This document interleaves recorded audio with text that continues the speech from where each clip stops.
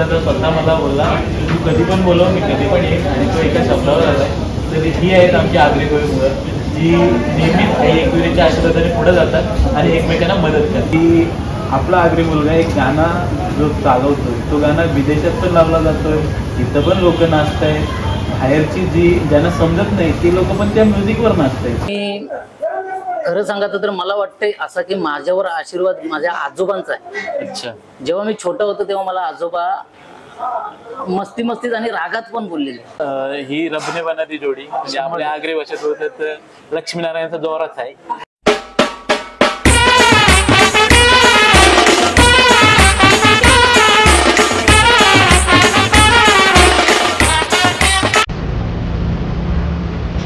नमस्कार मित्रांनो, मी तुमचा होस्ट आहे गाडीत माझे तुमचं स्वागत करते आपल्या चॅनलवर डिनर विथ यूट्यूब सेलिब्रिटी. आणि आपला सेलिब्रिटी वेळात वेळ काढून आलोय आपण त्याचं आणि त्याच्या फॅमिलीचं वेलकम करूया.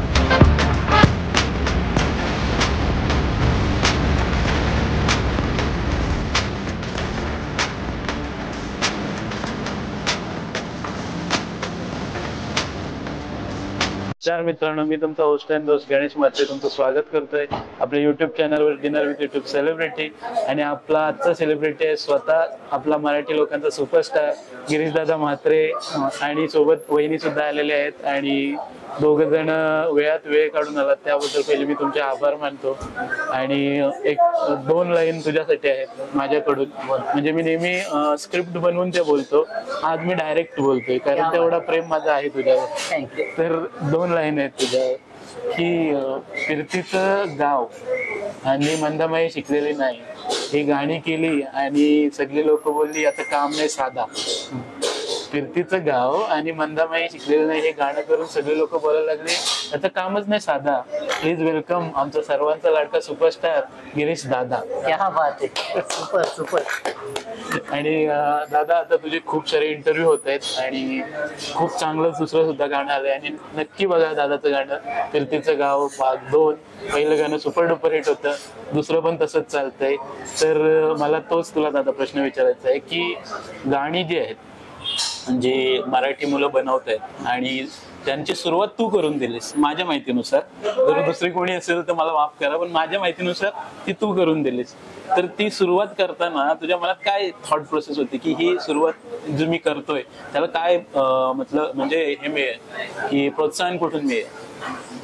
मी जेव्हा सुरुवात केली माझी सुरुवात मी शाळेतूनच सुरुवात केली. मला आवड पहिल्यापासून, कलेची आवड पहिल्यापासून होती.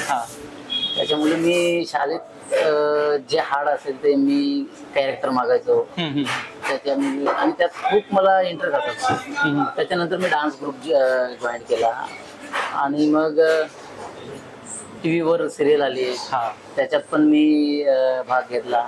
दिनादिन दूरदर्शनवर तो कार्यक्रम खूप गाजलेला. तेव्हा त्याच्यात पण मी लीड केलेला.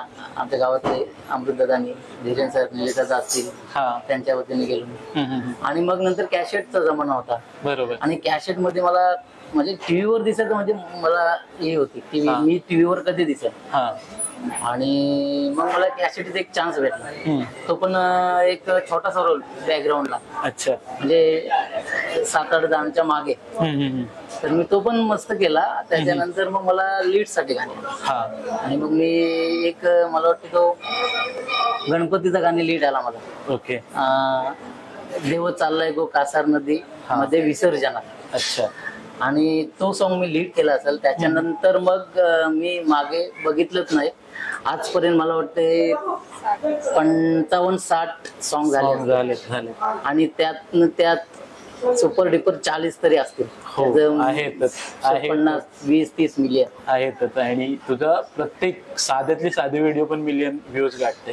मला फक्त तुला विचारायचंय आता काय सूत्र आहे मला पण सांग.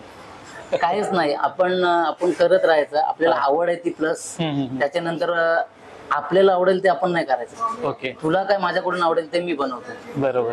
काही जण असे बनवतात की मी चांगला दिसलो पाहिजे गाण्यामध्ये, माझी बाईकवर एंट्री झाली पाहिजे किंवा ओपन जिप्सी मध्ये होती, असं नाही. मला पब्लिकला काय आवडते ते मी करतो. मला गॉगल माझ्या गाण्यात आताचे पण तुला दिसणार नाही, गॉगल नाही दिसणार, साधी चप्पल वगैरे पहिलेपासून. तर माझे गाणे का आवडतात लोकांना त्याचा एकच कारण त्यांना जे आवडते ते मी करते. मला आवडते ते मी कधीच करत नाही. अच्छा, पण मला त्याच्यात एकच गोष्ट वाटते दादा की तू जो आता बोललास ना गोष्ट की मी एक्स्ट्रा स्टाईल नाही मारत, जे आपले गावातले लोक आहेत जसे वागतात तसे वागतात, म्हणून त्यांना वाटतं का हा आपलाच माणूस आहे, आपल्यातलाच आहे. आणि ते सर्वांना म्हणजे मी सुद्धा तुझा फॅन आहे, म्हणजे मला पण असं रिलेट होतं की अरे दादा हा तर आपली स्टाईल घेऊन चालतोय. एक वेळी आपण पण ह्या अवस्थेत होतो, त्याच्यामुळे मला वाटतं ती गाणी जास्त लोकांना आवडतात आणि लोक तुझ्यावर भरभरून प्रेम करतात. आणि मला सर्वांना सांगायला हा अभिमानाचा क्षण आहे की दादाला खूप सारे पुरस्कार मिळालेत.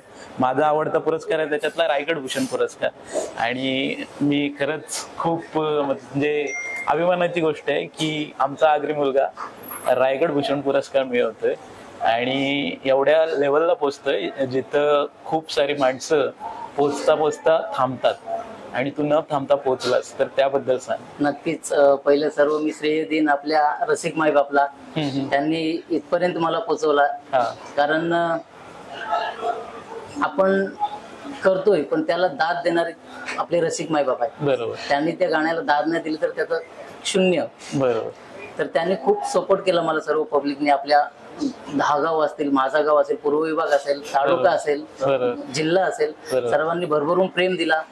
आणि त्याच प्रेमाच्या पोटी माझी दखल घेतली झेडपी मध्ये आणि मला रायगड भूषण पुरस्कार दिला. अरे, आणि हा अक्षरशः म्हणजे मी त्या सन्मानाला जे व्हिडिओ बघितला त्याच्यात टाळ्या वाजव्यात, तेवढा मला भारी वाटला तो पुरस्कार. आणि मी तुझ्या घरी आलो तेव्हा मी तो फोटो बघितला ना, तेव्हा ती मेमरी रिव्हील झाली की तुला तो शाल देऊन जो पुरस्कार दिला, तो मी तोच बघत होतो तिथं आलो तेव्हा मोस्टली. आणि ह्याच्यात रिलेटेड एक तुला प्रश्न विचारतोय की खूप सारे पुरस्कार तुला मिळत आहेत, भूमिपुत्र असो, द्रोणागिरी भूषण असो, खूप सारे पुरस्कार तुला मिळत आहेत. पण हे पुरस्कार मिळताना जी तू सुरुवात होती, आता जी तू सांगितली, ती सुरुवात तुला आठवते की तुला आता वाटते आता मला पुढेच जायचंय? पुढे तर जायचंच आहे मला, कारण आई वडिलांचा आशीर्वाद कायम सोबतच आहे माझ्या, आणि बायकोची साथ आहे. त्याच्यामुळं मला कुठलीच कमी नाही. बाकी माझ्या इंटरव्ह्यू मी सर्व करतोय की मी माझ्या स्वतःच्या चॅनलला मला आवडते तसं मी 2 वर्षातून 2 सॉंग चांगले करतो. बाकी कंपनीच्या चॅनलला याचा आवडला तर करतो मी, नाहीतर नाही. अच्छा. आणि आता तुझं ट्रेंडिंग गाणं आहे फिरतीचं गाव भाग 2, आणि मला खूप ऐकायला आवडेल की तो गाणं शूट करताना जी धमाल मस्ती होती ती आम्ही इन्स्टावर बघितली, व्हिडिओज बघितल्या थोड्याफार. तू तुझ्या तोंडून ऐकत आहे की काय धमाल मस्ती होती? खरंच खूप सुंदर शूटिंग झाली. तू बघितला असेल सॉंग तर? हा, मी गाणं बघितलंय, पूर्ण गावात शूट केलं गेलेलं आहे. आम्ही नाही बोललं तरी त्या सॉंगचं 5 महिने मी काम करत होतो, ऑडिओ पासून, लिरिक्स पासून, जे रिदम वगैरे असेल ते. गाण्याचे मागची खूप मेहनत असते जी काही गाणं माहीत नसतं दादा. जो बनवतो स्वतः त्यालाच माहिती असतं. मी 5 महिने त्या गाण्याचे मागे होतो. आपले ऑडिओ पावसातच झालेला, पावसात ऑडिओ बनवले, शूट आता झालं. आणि मला वाटतं आमची शूट फक्त 3 दिवसच झाली. ती झोपडी बिपडी दाखवली, ती आम्ही तिथं जाऊन स्वतः बनवली. माझी मिसेस पण सोबत होती, माझे मित्र पण होते. ते बीटीएस टाकणार आहे मी नंतर, आहेत माझ्याकडे. सो खूप धमाल शूटिंगला, खूप मजा आली. अंकिता, मी, माझे डिरेक्टर नोडी, त्याच्यानंतर डीओपी धीरज, बीबी, वितू कॅमेरामॅन, खूप धमाल केली. म्हणजे असं मी माझ्या शूटला जो येतो तो कधीच नाराज होत नाही. म्हणजे शूट म्हणून मी हे करूनच देत नाही, एन्जॉय मध्ये काम करून घेतो आम्ही. आतापर्यंत नाही बोललं तरी 55+ शूट झाले असतील. त्याच्यात 55 मधून नाही बोललं तरी 50 हिरोईन झाले असतील. 50 हिरोईन. फक्त अंकिता ताई कॉमन आहे. अंकिता डबल झाली, नाहीतर कोण डबल नाही सॉंग मध्ये. माझा म्हणजे नियम नाही माझा, पण मी पार्ट 2 केला म्हणून ती डबल आली. पण असं कधीच त्यांना हे करून नाही दिलं की बोर होते शूटिंगला किंवा काम किंवा काय असं, त्याचं गाणी नाही आवडत. मला बोलतात दादा नेक्स्ट गाण्यामध्ये मला घ्या, कधी घ्या असं. म्हणजे मग आपण असं काम करतो की समोरचा खुश झाला पाहिजे. आपण तर आहोत, आपल्या एमटीवर आपण करू शकतो सर्व, पण समोरच्याला नाराज नाही ठेवायचा. आणि हे सर्व करताना म्हणजे मला खूप राग येतो त्या लोकांचा, जे लोक बोलतात की काय तो दादा एकाच गाण्यावर डान्स करतो. पण मला असं बोलायचं पण आहे आणि सांगायचं पण आहे, जे कोण मला बघतायत और तुला बघतायत त्यांना पण, की तो जो गाणं होता त्यांनी एक ट्रेंड सेट केला होता की आपला आगरी मुलगा एक गाणा जो चालवतोय तो गाणा विदेशात पण लावला जातोय, तिथं पण लोक नाचतायत, बाहेरची जी ज्यांना समजत नाही ती लोक पण त्या म्युझिकवर नाचतायत आणि तो गाणा तू दुबईला पब मध्ये हा म्हणून मी बोललो विदेशात पण नाचतायत, तो गाणं तू कॅरी फॉरवर्ड केलास आणि अजून सोडलाच नाही.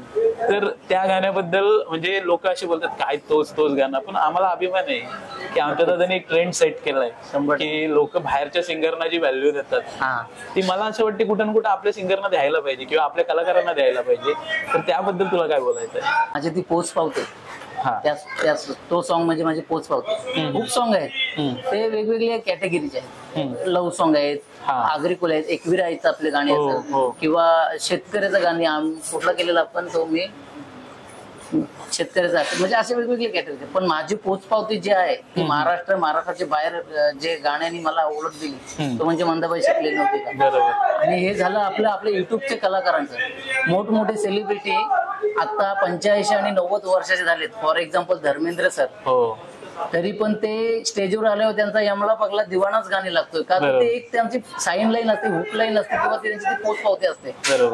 तशी माझी ती मंदाबाई शिकलेली नव्हती का पोच पावती आहे. आणि ज्यांना कोणा समजत आहे समजा तुम्ही, आय डोंट, बरोबर, मला नाही काय प्रॉब्लेम, बरोबर, बस बाकी काय बोलणार मी.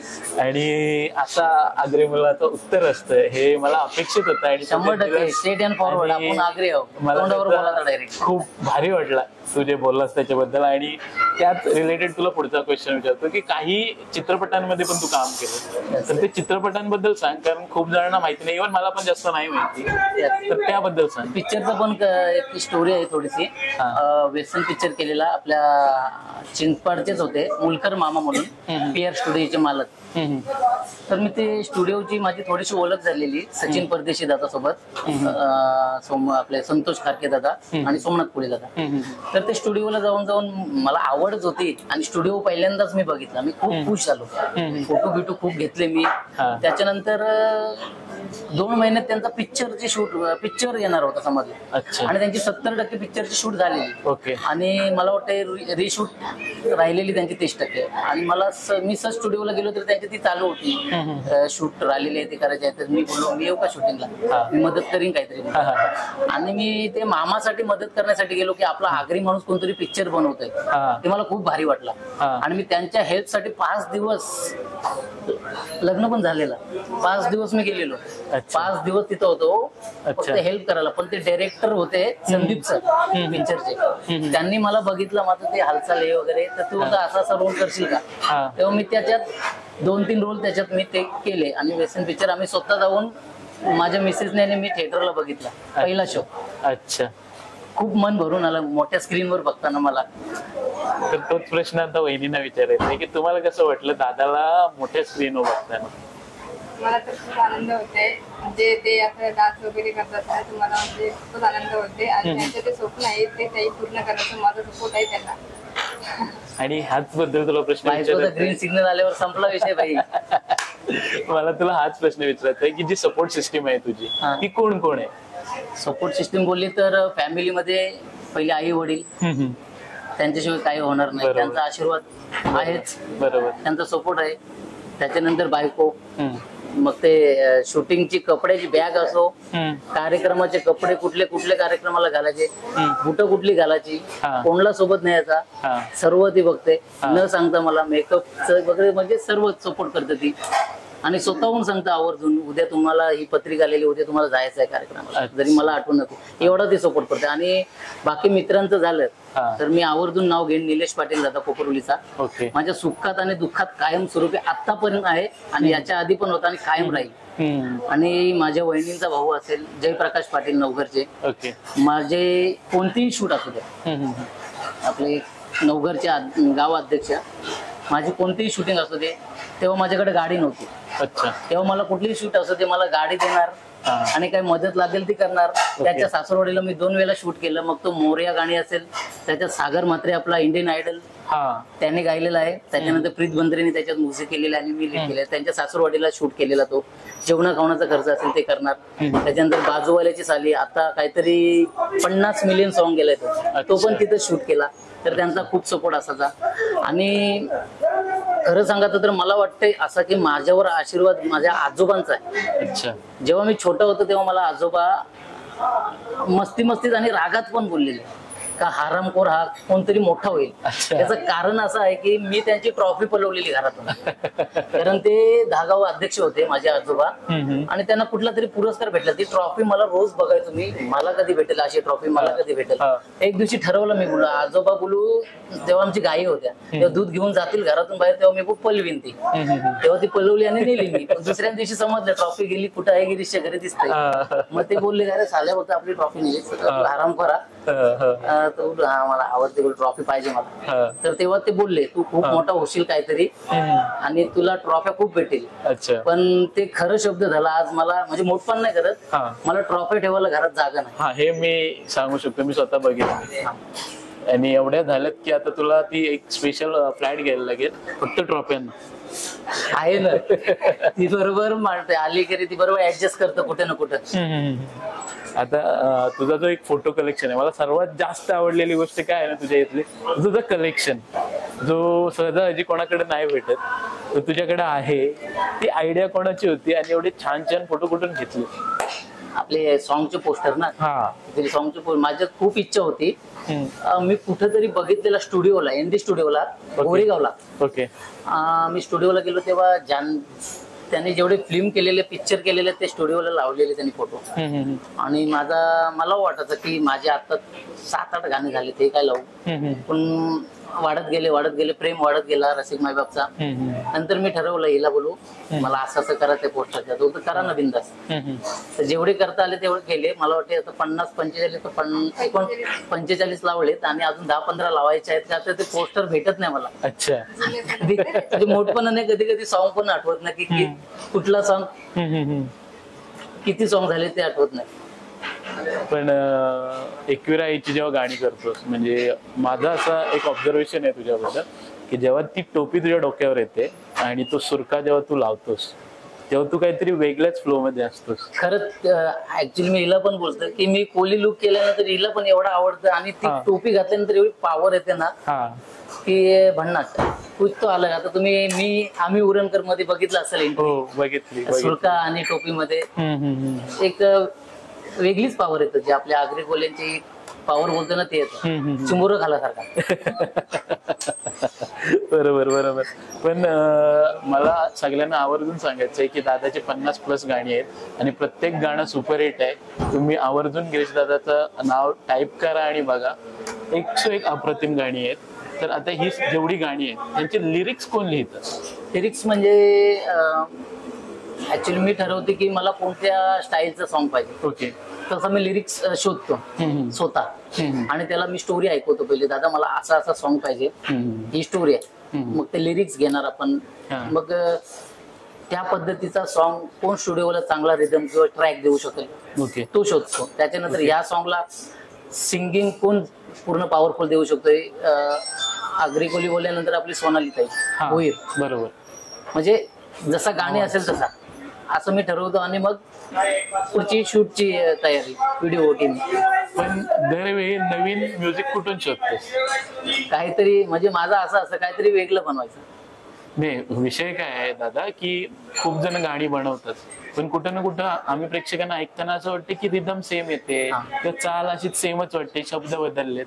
पण तुझ्या गाण्यांमध्ये तसं नसतं. 100%. तू जो गाणं बनवतोस तो प्रत्येक गाण्यामधली चाल वेगळी आहे, एक तो रिदम वेगळा आहे, एक फ्लो वेगळा आहे. म्हणजे गाणं ऐकल्यानंतर एक आपण वेगळ्या विश्वात जातो तो गाणं ऐकल्यानंतर. तर तू ते बनवतोस तर ती जी इमॅजिनेशन असते तुझी ती एक वेगळी इमॅजिनेशन असते. परत तुझी स्टोरी लाईन पण असते त्यामध्ये की तू नुसतं गाणं म्हणून गाणं नाही करत. हे जे सगळं करतोयस तू ह्याच्यानंतर मला वाटतं आता फक्त एकच गोष्ट राहिली, ती पण तू केलेली आहे की नाटकामध्ये काम. नाटकामध्ये केलेलं आहे काम. आपले राजेश पाटील साहेब उरणचे, त्यांच्या नाटकात काम केलेलं मी. जामभारी लव्ह स्टोरी. अच्छा. त्याच्यात मी 3 कॅरेक्टर करायचो. आतापर्यंत मला वाटतं कॉन्ट्रॅक्ट शो मला वाटतं 80 झाले असतील आणि थिएटर शो झाले असतील 30-40.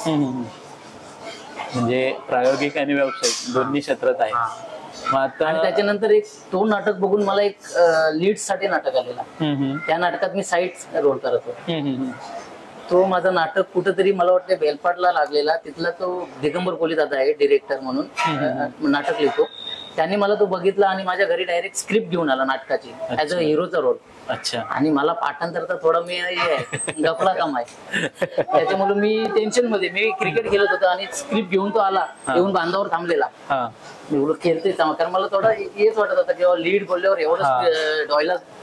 बरोबर. नंतर आला, भेटला, तू करशील, कर, तू करशील. बोलू करूया. हिला विचारला, बोलू असं असं लीडचा आलाय बघा, तुम्हाला जमलं तर 100% करा, आणि लीडचा आलाय तुम्ही सोडू नका. केला, प्रॅक्टिस केली आणि एकदम भन्नाट, एकदम मस्त झालं नाटक. सर्व फॅमिली माझी आलेली, आई वडील, काका, मिसेस, भाऊ, माझी बहीण, सर्व आलेली. नाटक खूप सुंदर झाला. आता मला एक प्रश्न वहिनींना विचारायचा आहे की गिरीश दादा आमचा एवढा बोलतो आणि छान बोलतो, म्हणजे कोणी त्याच्या समोर बसलात तर कंटाळणार नाही, तुम्हाला तर फुल टू कंपनी आहे त्याची.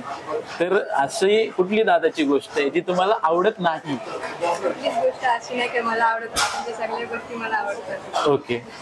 म्हणजे ही रबने बनाती जोडी, म्हणजे आपल्या आग्रे भाषेत होत लक्ष्मीनारायणचा जोरात आहे, विठ्ठल रखमाई.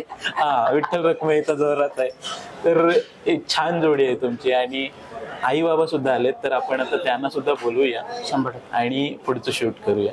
तर आता गिरीश दादाचे आई आणि बाबा आले आहेत आपल्यासोबत, आणि ते मलाचपासून आले आहेत, फक्त थोडा वेळ राम बसले होते. तर मला दोघांना पण एकच प्रश्न विचारायचा आहे की गिरीश दादाचा जो सन्मान होतो आणि जेवढं लोकांचं त्याला प्रेम मिळते, ते बघितल्यानंतर तुम्हाला कसं वाटतं? आनंद वाटतो. आणि बाबांना आनंद वाटणार आपला मुलगा पुढे चाललाय बोलल्यावर त्याची आर्थिक पावलं पुढे परत जावं, हीच आई बापाची अपेक्षा असते. बरोबर. धन्यवाद, तुम्ही छान सांगितलं दादाबद्दल, त्याबद्दल धन्यवाद. आणि तुम्ही वेळ काढून आला तेवढ्या सिटीमध्ये, पण त्यासाठी सुद्धा आम्ही तुमचे आभारी. फर्स्ट टाइम असं की आम्ही कॅमेरा समोर फॅमिली पूर्ण आहे. ओके. आणि तो आतापर्यंत मी 10 वर्ष स्वतः एकच कॅमेरा समोर नाचतोय, पण खरंच खूप बरं वाटलं. आणि तुझं स्पेशली थँक्स की आमची फॅमिली कॅमेरा समोर आणलीच पूर्ण, त्याच्याबद्दल खरंच मनापासून आभार तुझा. मला तुला थँक्यू बोलायचं आहे की आपण जी आगरी कोळी ज्यांना बोललं जातं की मच्छी विकणार, मच्छीचा धंदा करणार, जास्तीत जास्त शेती करणार आणि त्याच्यानंतर नोकरीला जाणार, पण त्या क्षेत्रातून एक वेगळ्या क्षेत्रातून आपण जाऊ शकतो, हे स्वप्न तू दाखवलं, त्याबद्दल आम्ही सर्व आगरी कोळी म्हणून तुझे आभार मानतो. आणि तू वेळ काढून आमच्यासोबत आलास एवढ्या बिझी शेड्यूलमध्ये, तू पण पूर्ण फॅमिली घेऊन, तर त्यासाठी सुद्धा तुझे पूर्ण आभार आणि तुमच्या सर्वांचे आभार. मी सांगू शकतो की ज्याला आवड आहे त्याने ते करावे, सर्व काही करून. आता मला ही डान्सची आवड आहे, माझी फॅमिली पण सोबत मी घेऊन आहे, माझी मिसेस पण, माझा संसार पण आहे, जॉबला पण मी जातो, सर्व करून ही माझी आवड आहे, ही पूर्ण करतोय, त्याच्यामुळे मला हा फल भेटतो. सन्मान करतात. आणि मी प्रत्येकाने की गिरीश दादाचं जे नाव आहे ते त्याने मेहनतीने कमावलंय, खूप सारा वेळ दिलाय त्या गोष्टीसाठी आणि स्वतःची आवड जोपासून कमावली. तर मी हेच सांगेन की जगात झाली आमची आगरी कोळी पुढे आहे, तर नक्की आई एकविरीचा आशीर्वादाने लवकरच दादा अजून एकदा मोठ्या पाठवणार अशी मी आशा बाळगतो. आणि जास्तीत जास्त आपला दादा मोठा हो आणि आपलं चॅनल सगळ्यांनी बघू दे, एवढं बोलून मी आजचा पॉडकास्ट संपवतो. कारण दादा जेवायचं थांबलाय, तर जेवतो आणि पॉडकास्ट संपवतो. थिएटर खाल्लंय आम्ही, असं काय नाही.